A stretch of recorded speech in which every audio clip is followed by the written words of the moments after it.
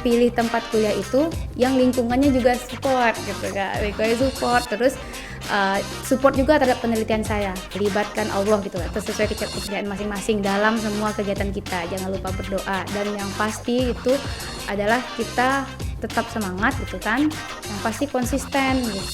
Rumah itu adalah madrasah utama gitu ya bagi anak-anak.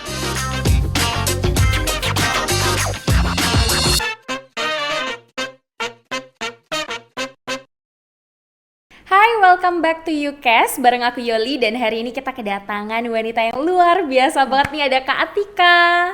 Halo Kak Atika, apa kabar? Baik, makasih Kak Yoli. Jadi Kak Atika ini baru aja nyelesain studi S3-nya di usia 27 tahun. Gimana sih Kak rasanya jadi menyandang gelar doktor nih?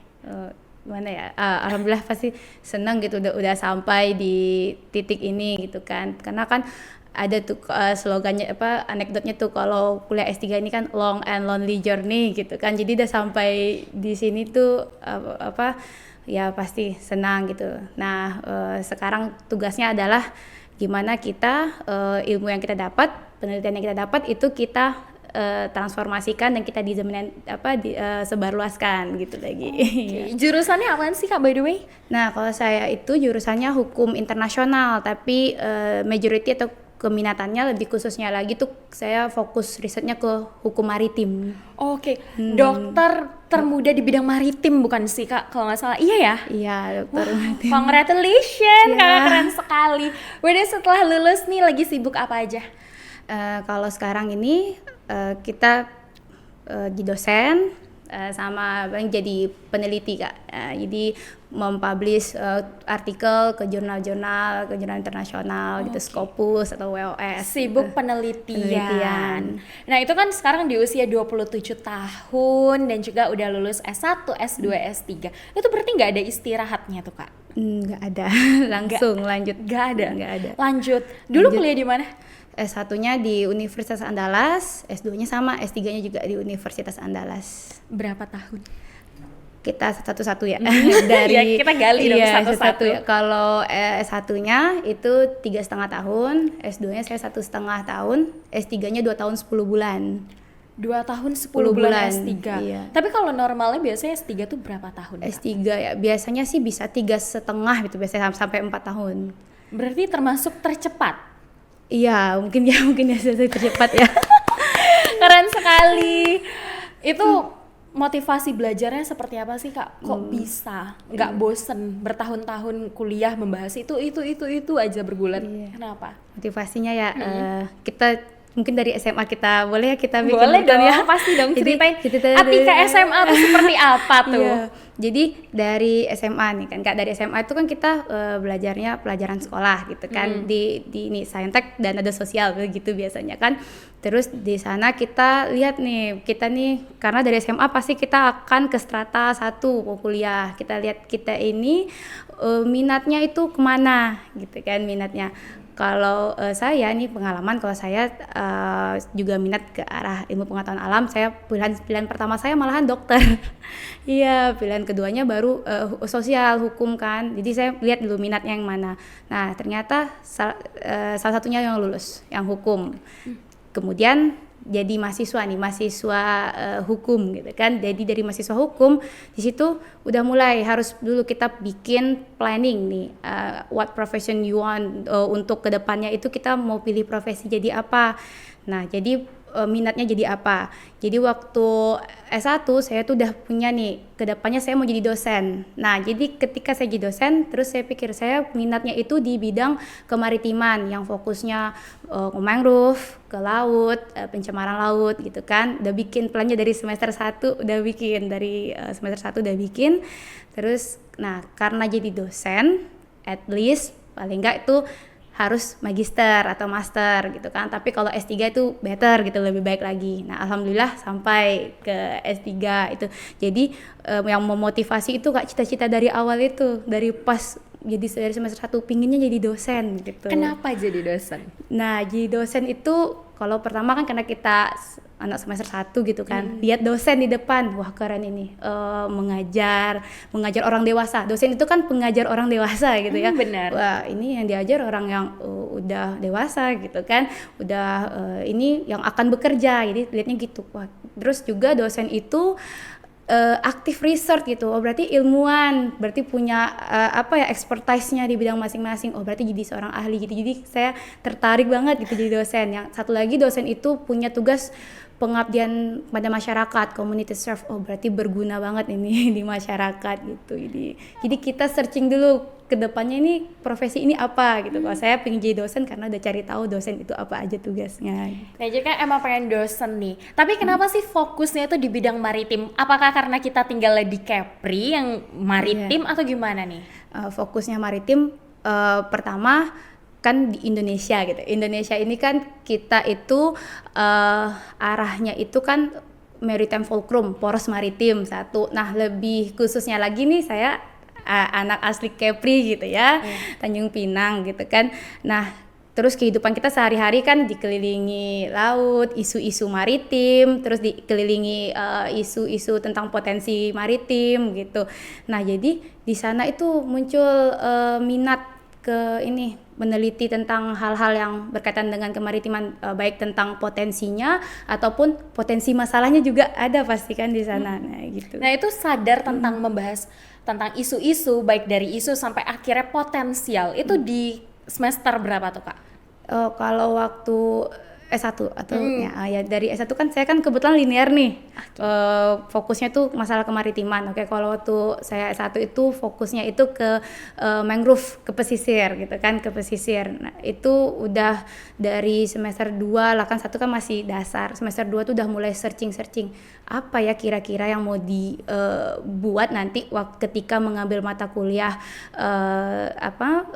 metode penelitian, karena itu untuk persiapan proposal. Coba searching, karena saya tinggalnya di Kepri kan, nah ini yang paling isunya paling berpotensi nih masalah maritim. Nah waktu itu mangrove nih, tentang mangrove, jadi cari-cari isunya gitu. Tapi kita bicara dari tadi Kakak penelitian juga isu-isu potensial yang ada di Kepulauan Riau. Apa sih Kak isu kemaritiman yang lagi hits banget di Kepri saat ini? Isu kemaritiman banyak ya.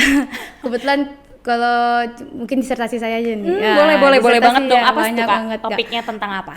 Kalau disertasi saya itu saya kan kalau disertasi kita menghasilkan novelty.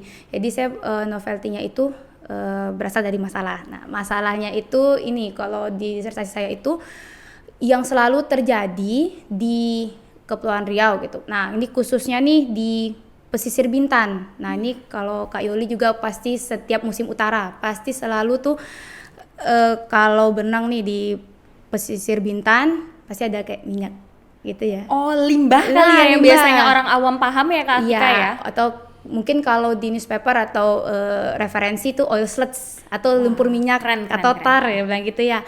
Nah, itu penelitian saya tentang itu. Nah, itu kan udah terjadi udah lama. Kalau dari penelitian saya itu sudah bertahun-tahun, sejak 1970-an gitu kalau dari data. Dan sampai hari ini kita masih terjadi, apalagi itu diperparah ketika musim utara. Nah, jadi dari situ tarik nih saya meneliti, wah ini memang potensi karena gak selesai-selesai masalahnya gitu. Jadi itu yang saya ambil, dan termasuk juga di dalam penelitian itu saya ini ada isu labu jangkar juga kan, atau yang orang bilang OPL gitu ya. Isu-isunya emang lagi hits banget. Kan. Tapi aku tertarik nih Kak, dari tahun 70-an isu tentang si minyak tadi atau yang biasa kita kenal dengan limbah lah. Itu kenapa tuh? Kalau dari penelitian Kakak hasilnya apa penyebabnya? Kalau dari hasil penelitian kan kita banyak nih ngambil sumber data primer, sekundernya juga, data tersiernya juga. Itu sumbernya dari user stat kalau saya jumpai. User stat itu pengguna lautnya. Ya, kita littoral set yang terdampak nih. Kita terdampak karena pengaruh arus dan angin tadi, geografi tadi itu. Nah, kalau sumber user set ini kapal ya, pengguna kapal di laut itu. Jadi mungkin kalau dari newspaper kita lihat kan katanya dari tank cleaning gitu ya. Tapi kalau dari penelitian saya, kita nggak boleh suspicious saja sama tank cleaning, nggak juga. Sebenarnya dari penelitian saya itu semua kapal tuh menghasilkan limbah. Ya, dia wajib tuh mengeluarkan namanya oil sludge disposal atau oil sludge discharge gitu kalau dalam hukum internasional.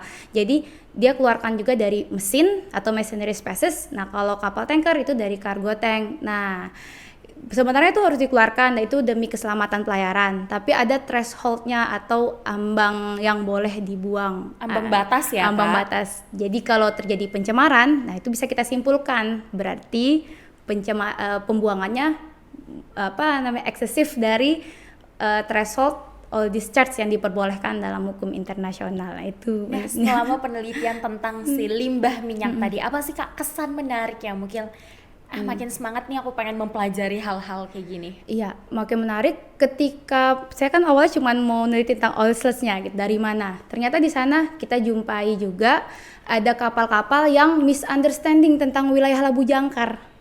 Nah, itu dia tadi. Jadi mereka anchor nih di wilayah area-area yang bukan Labu Jangkar.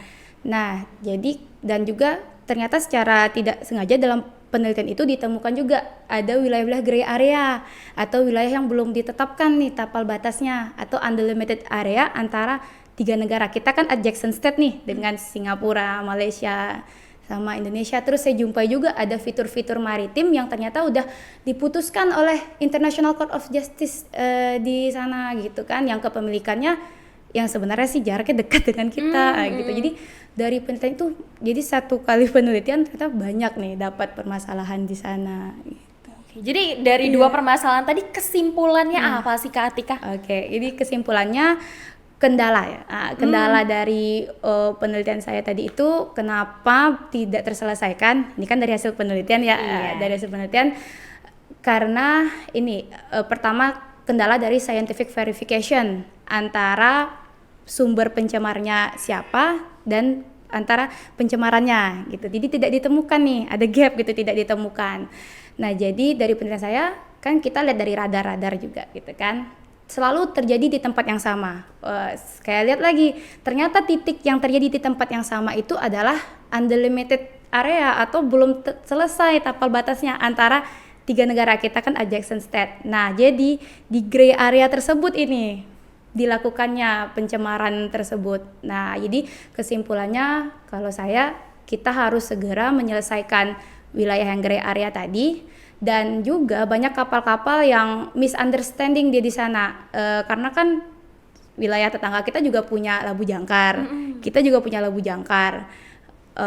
Terus Labu Jangkar ini juga belum diatur nih dalam hukum internasional, dia hanya kebiasaan internasional seperti itu. Nah, jadi kita harus penelitian saya bahwa ternyata bahwa OPL ini dia kan biasa kapal yang lewat tuh bilangnya outside of port limit area atau area yang di luar pelabuhan, tempat biasa kapal anchor.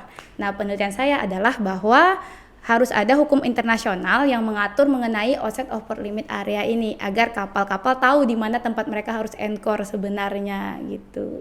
Oke. Nah, itu Kak Atika ngelakuin apa sih namanya penelitiannya itu di mana? Penelitian ini kan kalau sumber pencemarannya kan kita di ini nih wilayah. Jadi pencemarannya itu wilayahnya gray area. Kita sebut dia dengan wilayah yang dianggap sebagai outside of port limit area gitu kan. Karena itu juga tadi dari beberapa sumber bilangnya wilayah OPL. Kita cari referensinya ternyata outside of port limit area.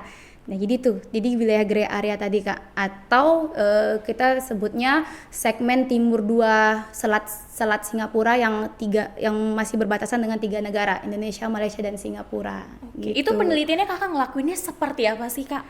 Penelitiannya Kak, kalau saya penelitiannya itu pertama pasti ke tempat pencemarannya. Lihat nih, Kakak sambangin tuh wilayahnya satu-satu. Saya lihat nih, terus juga kita ini kalau penelitian nih trennya sekarang nggak bisa monodisiplin. Monodisiplin itu maksudnya gimana tuh Kak? Saya hukum nih, saya hukum aja gitu, nggak bisa. Kita harus juga berbareng dengan interdisiplin yang lain. Nah, saya belajar juga tuh dengan teman saya tentang belajar ilmu arah arus angin, terus ilmu peta, kartografi. Karena kan saya dapat data radar juga gitu kan dari beberapa instansi. Saya datang dari Coast Guard, saya dapat data radar. Kita orang hukum kurang bisa baca radar nih kan. Jadi itu tadi. Jadi paling penelitiannya itu melibatkan ilmu-ilmu interdisipliner yang lain. Jadi terus saya juga tanya nih ada teman yang ngerti tentang teknik gitu kan. gimana cara kapal tekniknya mengeluarkan minyak tadi gitu. Oh, Iya. belajar dari ilmu lain juga. Oke. Iya. Nah, dari hasil-hasil yang tadi kakak temuin ya, kan ada beberapa masalah di Kepri. Nah, itu kan karena Kepri ini dekat nih sama negara-negara tetangga. Hasil dari penelitian Kak Atika itu kakak sampein nggak sih ke negara tetangga?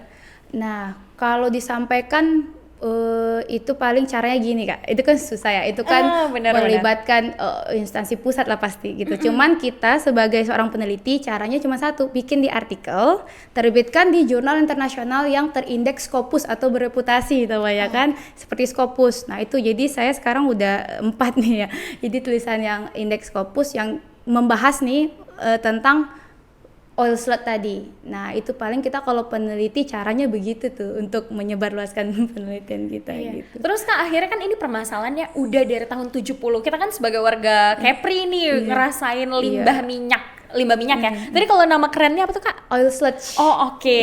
Nah, terus solusi sebenarnya untuk mengatasi permasalahan ini tuh apa tuh Kak? Nah, mengatasinya itu kita dari hukum internasional dulu ya mungkin. Kalau hukum internasional tadi kan masalahnya itu tadi wilayah-wilayah banyak kapal anchor di gray area. Dia tidak tahu, dia kira itu wilayah OPL, dia buang slot di sana begitu kan. Seharusnya kalau diatur secara hukum internasional nih ditetapkan OPL itu jaraknya sekian, setiap negara punya jaraknya sekian dan diberitahu juga gitu. Di sini bisa melakukan surveillance atau pengawasan terhadap pencemaran gitu kan. Jadi kapal-kapal itu de-anchor sembarangan dan membuang limbah sembarangan gitu kan. Nah itu kalau dari hukum internasional, jadi harus diatur secara internasional melalui konvensi UNCLOS gitu. Kalau kita kan kalau konstitusi lautnya namanya UNCLOS gitu. Kemudian paling kalau dari region penyelesaiannya itu adalah 3 negara, Indonesia, Malaysia, Singapura. Kita kan mempunyai wilayah gray area tadi. Ini kan dari radar ya saya bacanya gitu. Itu radar dapat dari instansi penelitian ya kan. Nah, jadi karena selalu di titik yang sama, saya teliti itu ternyata wilayah segmen yang belum ditetapkan tapal batasnya. Caranya adalah harus diselesaikan tapal batas di sebelah sana agar bisa kita lakukan pengawasan. Jadi kalau wilayah itu gray kan nggak bisa dilakukan pengawasan maksimal jadinya. Kalau jelas pembagian wilayahnya bisa kita lakukan pengawasan secara maksimal, misalnya wilayah ini Indonesia, wilayah ini Singapura. Jadi itu bisa mengatasi masalah oil slut tadi. Kalau di Indonesia mungkin saran saya gitu ya dari hasil penelitian saya peningkatannya jadi pengawasan apa ya, kalau ini dari hasil penelitian saya kemarin kan tier 2 gitu. Kalau bisa ditingkatkan ke tier 3 karena berdasarkan penelitian saya ini kategorinya transboundary hazardous movement atau pencemaran lintas batas kan. Mungkin ditingkatkan ke itu di wilayah mana 3. sih Kak kalau di Kepri yang fokusnya banget nih Kak Atika teliti? Fokusnya ini kalau di wilayah pesisir Bintan tuh arah utara yang yang ada fitur maritim di sana itu ada, mungkin kalau arahnya arah Berakit ke atas, nah ke arah depan. Nanti di situ ada fitur maritim, ada beberapa fitur mungkin yang terkenal itu ada Pedra Barranca, ada Middle Rock, ada Southlet. Nah itu kan lautnya belum selesai. Nah di situ. Jadi harus diselesaikan dulu tuh delimitation di sana karena itu gray area tadi itu. Tapi Kak ini kan penelitian yang sebenarnya bisa dikatakan sangat bermanfaat dan cukup sensitif nggak sih ini bisa dibilang karena penyelesaian lama nih dari tahun 70 sampai hari ini Kakak juga masih ngelakuin penelitian. Itu ada nggak sih Kak mungkin intervensi atau kendala atau justru banyak bantuan yang datang ke Kak Atika? Intervensi nggak ada Kak, malah kalau dari tempat penelitian saya ini ya dari Coast Guard gitu semuanya malah mendukung nih untuk gimana nih kita sama-sama menemukan nih mungkin dari penelitian saya bisa menghasilkan novelty gitu atau pembaruan gitu, lebih banyak dukungan sih Kak. Oke, berarti banyak dukungan yang pada akhirnya datang ke Kak Atika. Bagus sih. Kita happy ya sama penelitian, pasti berguna juga ya Kak. Nah tapi kita balik lagi ke Kak Atika yang ada hari ini nih. Semangat belajar, semangat juga mengejar pendidikan tinggi. Itu kok bisa sih Kak semangatnya gini banget? Siapa sih Kak yang mungkin Kakak lihat, aku ngeliat ini kayaknya karena memang dukungan dari orang tua atau dorongan dari pribadi? Pertama itu kalau dari keluarga kan apa-apa, saya kan dosen gitu ya. Nah itu tadi dia, ini lihat kan, kalau dosen ini kan harus belajar terus ya gitu kan, lihat semangat orang tua belajar gitu kan, kalau orang tua bisa, ngapa kita nggak bisa juga gitu kan. Jadi itu penyemangat juga, dan pasti yang nyemangatin diri kita, yang motivasi diri kita untuk semangat ya encourage dari diri sendiri gitu kan, semangat gitu, melawan malas. Melawan malas. Melawan malas tuh caranya gimana? Melawan malas ya Kak, kalau kuliah sampai S3 ya itu harus tahan melawan malas dan melawan ngantuk pasti gitu. Dan kita harus tahan banget baca referensi sebanyak mungkin kan, kayak gitu kan. Jadi cara ngelawannya dari diri sendiri aja. Dari diri sendiri. Kalau Kak Atika sendiri, motivasi seperti apa sih yang dimasukin ke diri sendiri, kayak kita harus rajin dan lain-lain, itu seperti apa? Rajin ya, paling kalau saya sih gini, kalau setiap kuliah nih, setiap jenjangnya saya bikin target terus tuh, bikin plan. Kalau ini target, misalnya kalau kuliah itu kan 8 semester, saya harus bisa di bawah itu gitu. Kalau master kan 4 semester gitu kan, saya harus bisa di 1,5 tahun. Kalau S3 kan 3,5 tuh saya paling cepat, saya harus bisa nih, oh ternyata bisa gitu. Jadi bikin plan yang kita itu sebenarnya berlomba dengan rencana kita sendiri itu sebenarnya. Gitu. Iya. Bagian dong share tips bikin plan untuk ngejar target tadi, ya. Itu gimana? Bikin targetnya gini, mungkin sederhana aja gitu ya. Paling kita bikin kayak di notebook kita gitu kan, kuliah itu 8 semester. Saya harus bisa di bawah itu gitu kan. Nah, tapi tidak cukup tuh dengan plan aja. Karena apa? Kalau yang namanya kuliah ini kan riset ya, penelitian kan. Benar. Harus bikin yang namanya research plan. Nah, jadi riset plan kita itu kemana gitu juga itu sih Kak. Paling saya barengin dengan research plan tadi. Jadi kalau kita punya riset plan dari awal, ya itu kan berarti yang kita mau gitu kan, nggak ada yang maksa. Pasti menyenangkan sih kuliah itu nanti jadinya. Menyenangkan, tapi perjalanan kuliah Kak Atika gimana? Lancar-lancar aja atau mungkin ada tantangan, dan tantangannya itu seperti apa? Tantangan, alhamdulillah lancar ya Kak. Karena ini, lancar. Saya bilang kan, kita ini mungkin bisa jadi apa juga ya, tips gitu. Nah dari awal masuk kuliah itu coba bikin planning tadi. Kedua bikin research plan. Jadi kan namanya kuliah itu pasti meneliti gitu. Bikin research plan. Nah ini arahnya ke sini. Terus sambil kuliah kan belum ada mengajuin proposal nih gitu kan. Sambil kuliah searching terus ke isu-isu kekinian, isu-isu yang krusial gitu terus kan. Jadi terus tambah referensi terus. Nah gitu, paling itu sih tipsnya Kak gitu. Tapi memang pada saat dari S1 udah planning aku harus lulus S3. Kalau dari, nah itu tadi kan Kak, tadi kan saya searching dulu nih. Kalau dari waktu masuk kuliah pingin jadi apa, pingin jadi dosen gitu kan. Cari tahu nih dosen ini syaratnya apa, at least S2 master, ya? magister.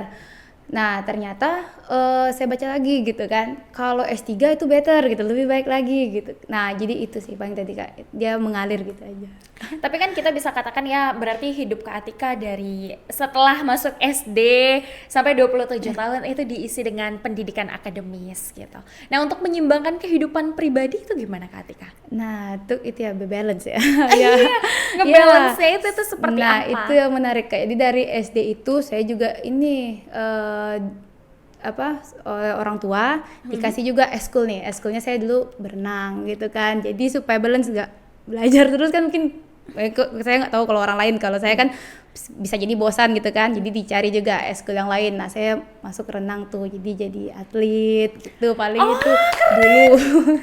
Jadi dari SD bahkan udah jadi atlet renang. Ya kelas 6 deh kayaknya gitu. Tapi ya. kan itu capek nggak sih? Gimana ya, mungkin renang itu karena di air menyenangkan ya Kak. Jadi kan abis belajar mungkin masuk kolam segar gitu, senang gitu. Ketika kita kan kalau misalnya di Indonesia tuh tahu ada satu artis Indonesia Maudy Ayunda yang bahkan mengatakan bahwa ujian itu bagiku sangat menyenangkan. Kak Atika ada di posisi itu nggak ngerasa kayak ujian itu sangat menyenangkan? Bener Kak. Nah ini juga tips saya. Mungkin boleh tanya nih sama teman-teman saya lain. Saya tuh kalau ujian selalu duduknya paling depan tuh, nggak pernah belakang, karena saya ngerasa ujian tuh menyenangkan. Nah, yang saya paling rasa ujian menyenangkan itu adalah ketika ujian terbuka dokter Kak. Ketika ujian terbuka dokter itu kan dikukuhkan sebagai dokter. Nah itu menyenangkan gitu. Apa tuh apa yang kakak rasain tuh? Menyenangkan seperti apa sih? Menyenangkannya gimana ya, mungkin kita udah belajar gitu kan, terus kita udah asah diri nih selama, kalau kuliah itu kan berapa pertemuan, udah ikut kuis juga, dikasih dosen tugas kan. Nah inilah saatnya kita dievaluasi. Merasa itu bagian dari tantangan. Iya, challenge gitu Kak, tantangan gitu kan. Jadi apakah saya ini capable dengan mata kuliah ini atau enggak kayak gitu. Jadi kayak uji evaluasi juga sih diri kita juga. Tapi kalau misalnya Kak Atika sendiri itu belajar paling enak kapan sih? Ini tips nih. Ini beda-beda orang kali ya Kak. Kalau saya itu malam malahan nih. Malam-malahan. Jadi kalau jam konsentrasi orang kan beda-beda ya gitu kan. Kalau saya itu fokusnya malam Kak gitu.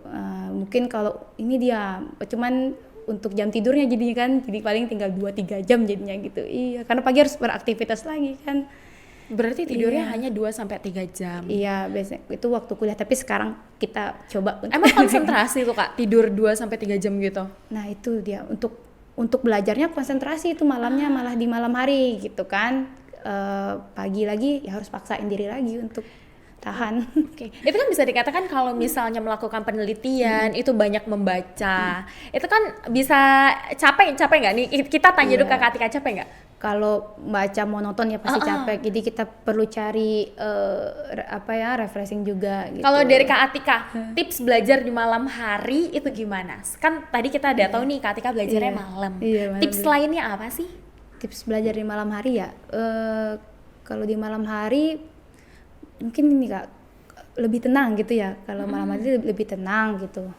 Tipsnya apa ya, paling kalau belajar di malam hari paling nyiapin bukunya gitu kan. Terus kalau mungkin pas masa-masa penelitian nih mungkin ya Kak, saya bisa contohin. Nah kalau pas masa-masa penelitian itu ya siapin bahannya semua gitu kan, siapin alat tulisnya semua, ya paling ini sih untuk membuat kita bertahan di malam hari gitu ya, paling ya kafein ya, kopi mungkin ya. Iya, berarti tetap butuh support dari kopi. Iya.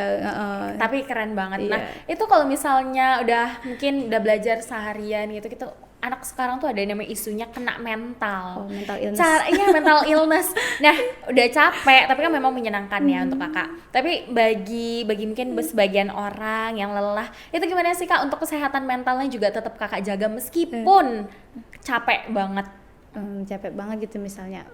Mungkin studi yang agak pressure itu mungkin saya bisa contohkan waktu S3 kali ya Kak ya. Waktu S3 mungkin. Nah, jadi untuk mengalihkan capek tadi gitu kan, namanya kita manusia kan nggak bisa monoton terus. Jadi ketika capek yaitu misalnya kebetulan kampus saya di UNAN itu dia kan kita di pesisirnya tuh dekat Padang kan. Paling yaitu duduk sama teman-teman di tepi pantai gitu ya. Paling kalau saya sih buat refreshingnya yaitu cari darah segar lah gitu ya, atau healing tipis-tipis. Jadi healingnya Kak Atika itu ya? Ke pantai bareng teman-teman ya Kak, tetap positif banget. Iya. Nah Kak, menjadi seorang wanita di usia 27 tahun yang sangat-sangat muda tapi udah lulus S3. Pernah gak sih Kak kena isu kesetaraan gender? Ini yang menarik nih kayaknya. Oke, terima kasih Kak. Kalau belum pernah ya Kak saya dapat isu kesetaraan gender. Jadi selama ini misalnya kayak lingkungan kuliah juga gitu ya, lingkungan apa semuanya itu kayaknya menghormati kita semuanya gitu. Jadi tidak ada isu kesetaraan gender. Tapi pas S3 itu banyak gak sih Kak wanita yang ngambil sekolah setinggi, tapi tinggi ya menurut kita ya, itu kan tinggi. Nah itu rame gak sih Kak perempuannya? Oh rame Kak, kalau di tempat saya gitu ya rame. Cuman kalau saya lihat sih sekarang perempuan juga semangat juga sih sekarang ya. Berarti Kak Atika itu yang termuda ya pada saat itu kuliah? Iya, yang termuda. Lulusnya juga termuda dong ya Kak? Iya, termuda juga. Tapi kalau misalnya se-Indonesia Kak Atika yang termuda nggak? Itu saya juga belum searching. Tapi kalau untuk hukum maritim ya saya sih masih baru ya. Keren sekali. Oke, berarti termuda. Tapi Kak kalau misalnya dari Kak Atika sendiri, seberapa penting seorang wanita itu untuk mendapatkan pendidikan setinggi-tingginya? Dan kenapa? Dan kenapa gitu ya? Kalau gini, mungkin kan gini ya, kalau apa istilahnya rumah itu adalah madrasah utama gitu ya bagi anak-anak. Mungkin Kak Yuli pernah dengar juga. Nah, jadi perempuan ini kan nanti ya jadi ibu gitu kan. Jadi untuk mengambil dunia pendidikan gitu kan, untuk mengambil pendidikan lebih tinggi itu lebih baik gitu kan, karena madrasah utama itu kan keluarga gitu kan. Jadi kenapa nggak dari ibu gitu kan? Nah itulah mungkin gitu, itu aja sih saya. Karena percaya bahwa pendidikan seorang ibu itu akan menentukan kualitas anak ya. Nah iya, kalau lebih kayak gitu sih. Oke. Iya. Nah tapi dengan hal-hal seperti ini nih Kak Atika gimana sih Kak, mungkin ketika nyampein saran gitu kan ke adik-adik biar semangat kuliah ikut ke Kak Atika itu apa? Oh ya, semangat gitu ya. Mungkin kalau ada yang nanya motivasi gitu ya, paling saya bilang gini, setiap kita menjalankan kegiatan gitu kan, libatkan Allah gitu, atau sesuai kepercayaan masing-masing dalam semua kegiatan kita. Jangan lupa berdoa, dan yang pasti itu adalah kita tetap semangat gitu kan.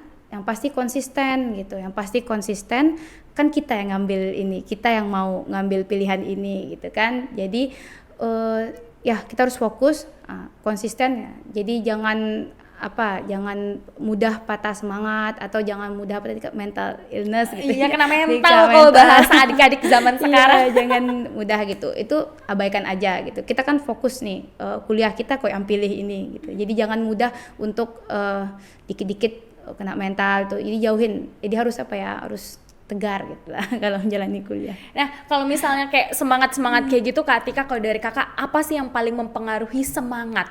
Keluarga, orang tua, atau mungkin lingkungan? Nah, semua Kak. Semuanya harus di support system gitu kan.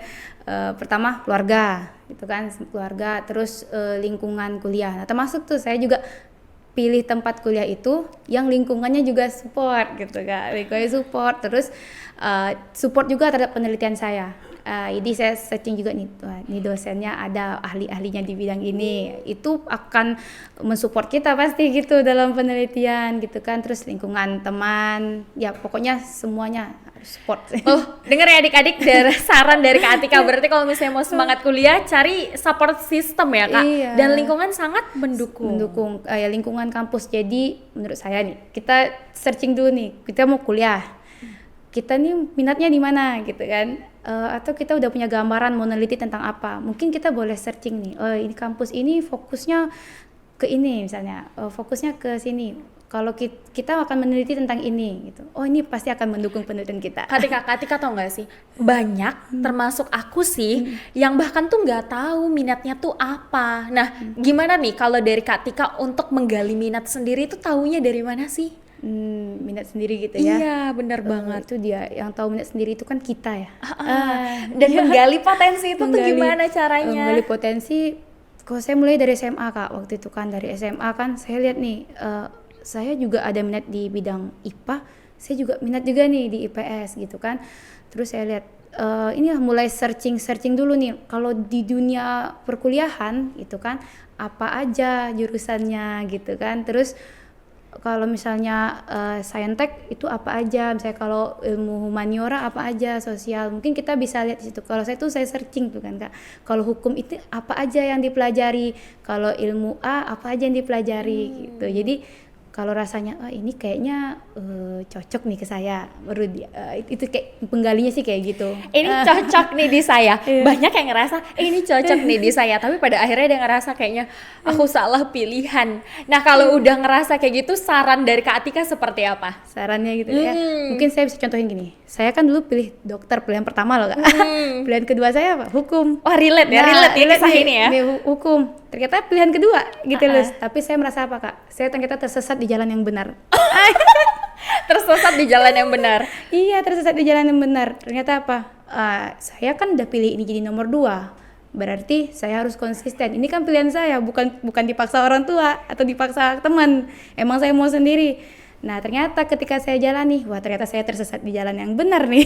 Intinya tanggung jawab tadi tanggung jawab, Kak. Iya, bertanggung jawab apa yang kita pilih. Nih sekarang udah lulus S3, apalagi nih Kak pencapaian yang lagi dikejar sama Kak Atika? Pencapaian ya Kak, kan saya udah selesai studi gitu kan, saya tetap fokus nih kan mau jadi dosen dari awal. Iya. Nah jadi dosen tuh kan 3 tuh tugasnya, edukasi, riset sama community serve. Saya akan lakukan 3 itu. Nah terutama fokusannya adalah di bidang maritim, ya kan. Pertama Indonesia itu fokusnya poros maritim. Kedua saya konsisten ingin jadi dosen di Kepulauan Riau aja nih Kak. Nah di Kepulauan Riau aja. Kenapa? Karena isu atau potensi maritim di Kepri ini besar. Maksudnya potensi positifnya ada nih, pengelolaan pemanfaatan lautnya.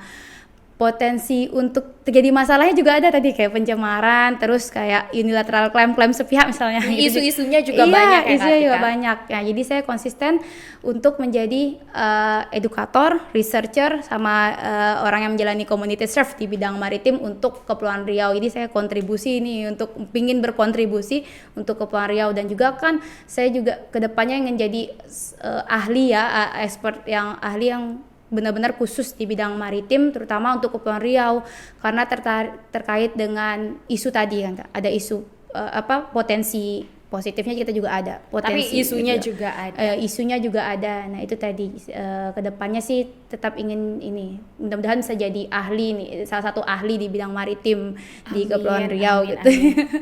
By the way sekarang udah aktif ngajar ya Kak? Udah aktif di Umrah. Oke, iya. Kak Tika, thank you banyak, makasih banyak nih Kak, semoga sukses selalu. Makasih udah ngeluangin waktu untuk hadir di podcast kita. Semoga sukses dan lancar-lancar terus karirnya. Thank you Kak Tika.